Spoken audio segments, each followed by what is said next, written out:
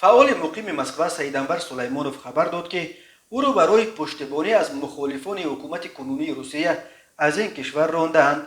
یک ماه آخر سلیمانوف در ستاد پیش از انتخاباتی سابق مدیر اجرایی سازمان اتکریت روسیه اندری پیوواروف که حالا در حبس قرار دارد کار میکرد. سلیمانوف شهروند تاجیکستان است و بعد صدور حکم بیرون کردنش او خودش مستقلانه ترک روسیه کرده به یک کشور امن پناه برده است. او میگوید اگر مستقلانه نمیرفت مقامات روسیه وی را به تاجیکستان میفرستادند. سلیمانوف نوشت که او برای مستقلانه ترک کردن قلمرو روسیه همگی 3 روز فرصت داشت. در صورت غیر مرا به تاجیکستان میفرستادند. برای تنقیدهایم از اسلام و حکومت کنونی در تاجیکستان پیدا شدن من خطرناک بود، نوشته سلیمانوف. باقی مانده است که باید اکنون مسئله بازبینی حکم اخراج سلیمانوف را مطرح کند. نام سیدانور سلیمانوف در اول سال جاری رسانه‌ای شد.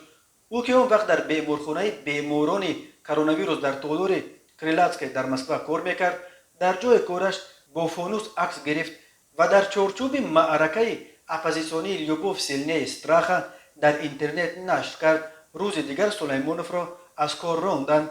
مقامات روسیه سبب اخراج سلیمانوف را شرح نداد، ولی حقوقدانان گفتند که به احتمال غالب او را بر اساس ماده 25 قانون درباره ترتیب ورود و خروج از روسیه شخص نامقبول خواندند. این بند قانون افرادی را که به امنیت و ترتیبات جمعیتی روسیه تهدید میکند میتواند همچون شخص نامقبول از حق ورود و زندگی و کار در روسیه محروم کند.